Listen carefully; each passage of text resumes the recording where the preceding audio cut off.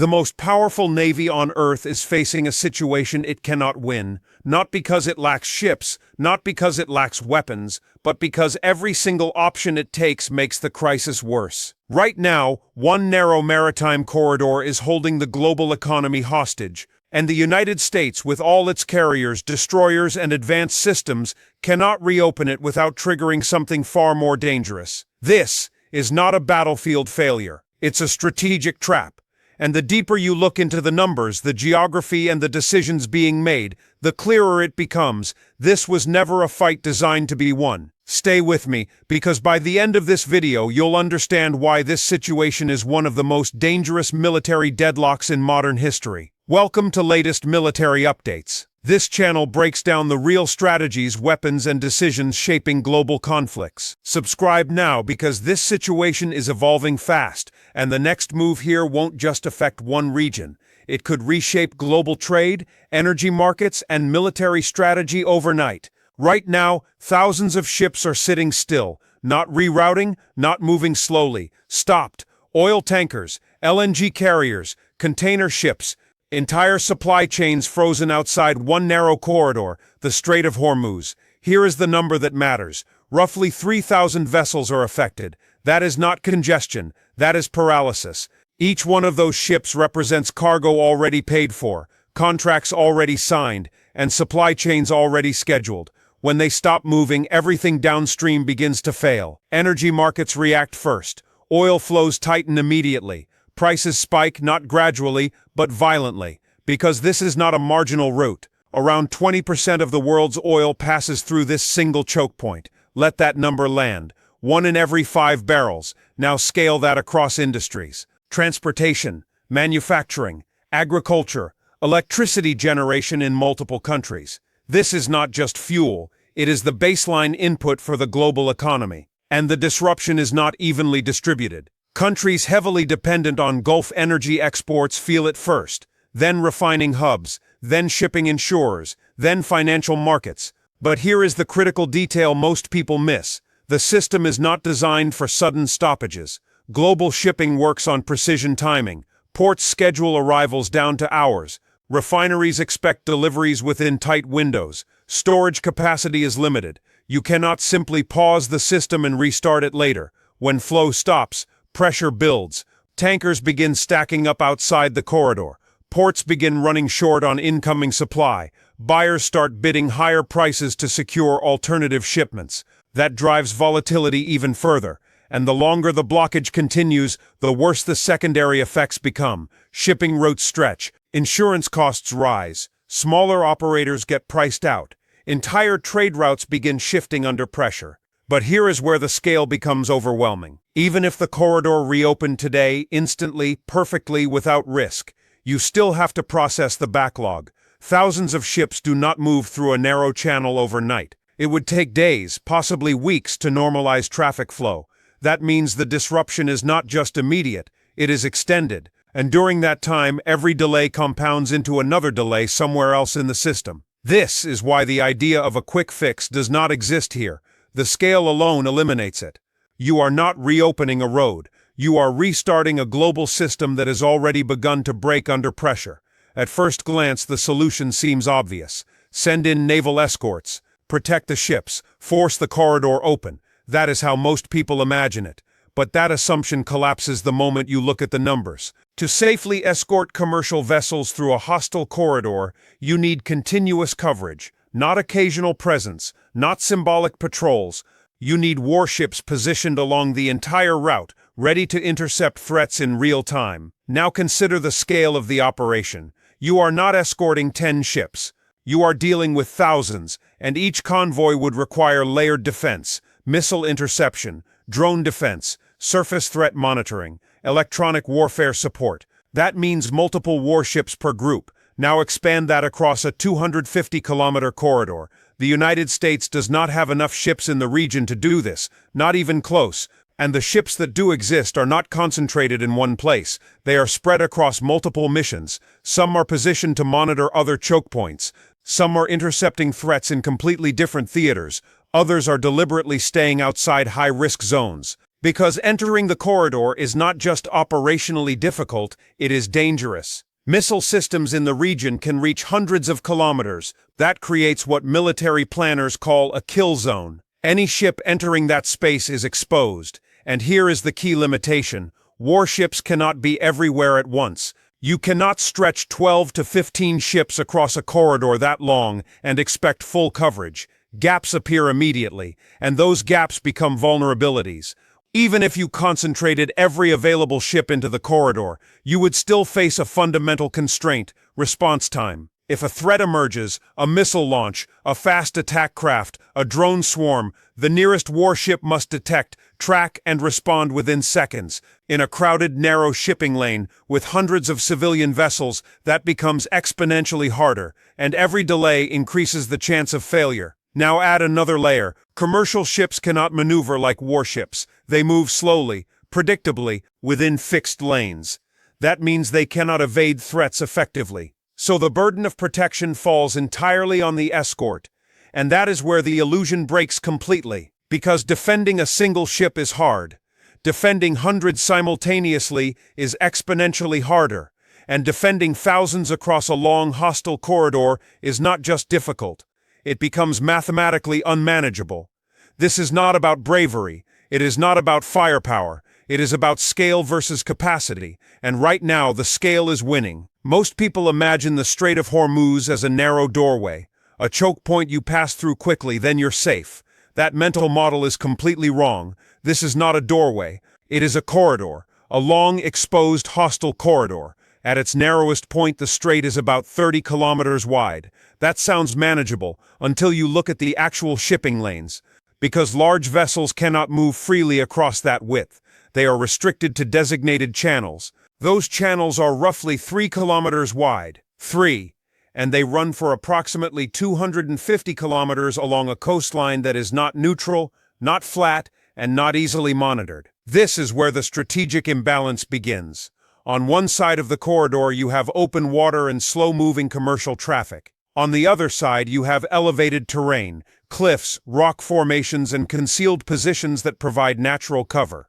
From those positions, threats can be deployed with minimal warning. Missiles, drones, fast attack boats, and they do not need to travel far. They are already inside the engagement zone. This changes the entire geometry of the battlefield. Because naval defense relies heavily on detection time. The earlier you detect a threat, the higher your chance of intercepting it. But in this environment, detection windows shrink dramatically. A missile launched from concealed terrain may only be visible seconds before impact. A drone swarm can emerge from multiple angles simultaneously. Fast attack craft can blend into civilian traffic patterns before accelerating toward a target. And here is the critical detail. The corridor is not uniform. It is layered. There are islands positioned throughout the route, not random land masses, but strategically significant positions. Each one extends the reach of defensive systems deeper into the corridor. That means a vessel transiting through the strait is never outside range, not at the beginning,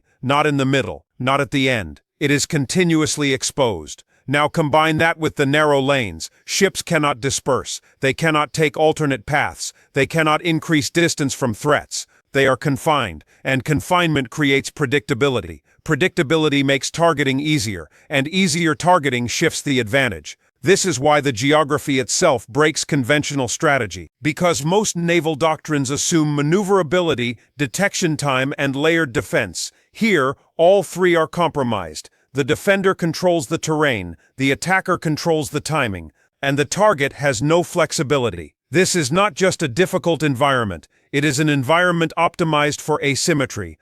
And once you understand that, the rest of the situation starts to make sense. Military discussions often focus on large-scale exchanges, multiple strikes, sustained conflict, attrition. That is not what matters here. In this environment, one hit is enough, not 10. Not a coordinated barrage. 1. Because the targets are not warships. They are commercial vessels. Oil tankers carrying millions of barrels of crude. Cargo ships stacked with containers. LNG carriers transporting highly volatile fuel. These ships are not built for combat. They do not have advanced defensive systems. They do not have trained crews for damage control under attack. They do not have the structural resilience of military vessels. They are optimized for efficiency. Maximum cargo, minimum cost. That makes them extremely vulnerable. Now consider their movement. They travel slowly. They follow fixed routes. They cannot maneuver quickly. A supertanker cannot suddenly turn to evade a missile. It cannot accelerate out of danger. It cannot leave the channel. So if a threat is incoming, the ship is effectively locked in place. And if that threat connects, the consequences are immediate. Fire, explosion, structural damage.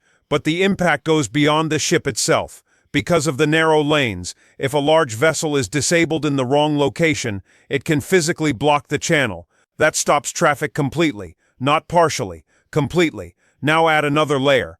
Oil cargo is not just flammable, it is environmentally catastrophic. A major spill in that corridor would create additional hazards.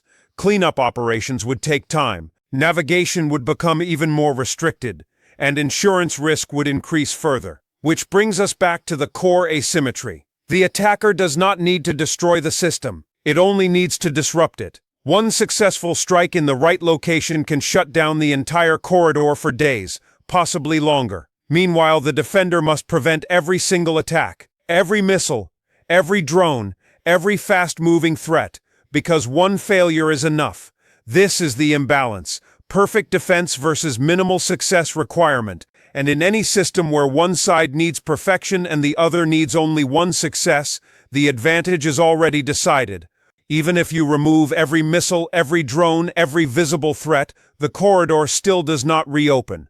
Because the real barrier is not just military, it is financial. Global shipping does not operate without insurance. Every vessel must be covered. Hull insurance, cargo insurance, liability coverage. Without it, ships cannot legally operate. Now introduce risk. When a region becomes unstable, insurers adjust. Premiums rise, at first gradually, then sharply, and in this case they have surged. War risk premiums for transiting the corridor have jumped from fractions of a percent to levels that fundamentally change the economics of shipping. For large vessels, that translates into millions of dollars per voyage. Not total, per trip. Now do the math. If the cost of insurance alone exceeds the profit margin of the shipment, the voyage does not happen, not delayed, cancelled. And in many cases, insurers are not just raising prices, they are refusing coverage entirely. Because the risk is not predictable, it is not contained, and it is not insurable at scale. That creates a hard stop. No insurance means no transit. No transit means no flow. And no flow means the corridor is effectively closed regardless of military presence. Now consider attempts to override this. Government-backed guarantees, emergency coverage programs, they exist, but they are limited. Because the total risk exposure is massive. Hundreds of ships, billions in cargo, potential environmental disasters. No single program can realistically cover that scale, and insurers know it, so they price accordingly, or they withdraw completely. This is why the situation persists, because even if a military escort exists, the economic system does not trust it, and without that trust, ships do not move. This is not just a security problem, it is a confidence collapse. And once confidence breaks in global shipping, restoring it is not immediate. It takes time, stability, consistency, none of which currently exist. At this point, the natural question is simple. If the situation is this severe, why not force a solution? Why not escalate, clear the corridor, and restore flow? Because escalation does not end the crisis, it expands it. Every action taken in this environment triggers a response, not randomly, predictably. Modern conflict in this region follows escalation ladders. You strike one domain, the response appears in another. You pressure one corridor, another becomes unstable, and that is exactly the risk here. If force is used to reopen this corridor, the response is unlikely to stay contained. It shifts outward. Other maritime choke points become vulnerable, other shipping lanes become contested, and suddenly, the problem is no longer one corridor, it becomes a network disruption. Now scale that. Multiple critical routes under pressure at the same time, energy shipments rerouted, container traffic delayed, insurance risk spreading across regions. This is how localized conflict becomes systemic disruption. And here is the key constraint. The global economy is not designed for simultaneous choke point failures. It can absorb disruption in one region. It cannot absorb disruption everywhere at once. That is the escalation trap. Because any attempt to solve the initial problem creates the conditions for a larger one. And once that chain reaction begins, controlling it becomes extremely difficult. Military planners understand this.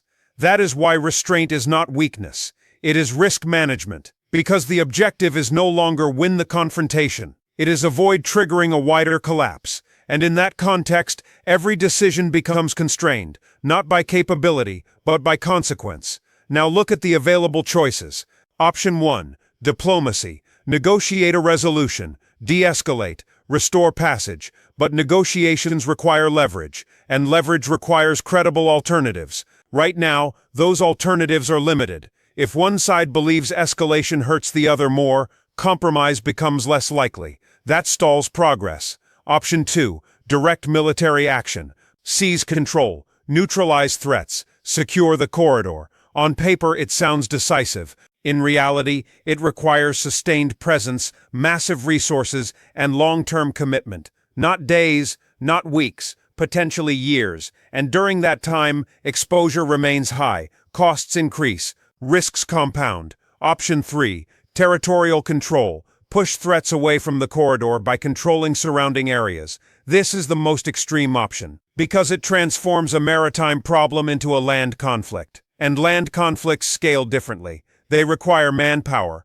logistics, occupation strategy, not limited operations, prolonged engagement. That is a completely different level of commitment, and one that is politically, economically, and militarily difficult to sustain. So every path carries weight, every option introduces new risks, and none of them provide a clean resolution. This is why the situation persists, because it is not a problem waiting for a solution. It is a system where every solution creates another problem, and until that dynamic changes, the outcome remains constrained. This is not a conventional conflict. There is no decisive battle, no clear victory condition, no moment where one side simply wins. Instead, this is a strategic deadlock, shaped by geography, locked by economics, constrained by escalation risk. Power here is not defined by force alone. It is defined by limits, the ability to act, and the consequences of acting. And right now, those consequences outweigh the benefits. That shifts the balance, because influence is no longer about what can be done. It is about what cannot be done without making things worse. This is the real outcome. A system under pressure but not collapsing. A corridor closed but not permanently destroyed. A conflict active but contained within boundaries no one wants to cross. For now, because the situation is not static, it is evolving. Every delay changes calculations.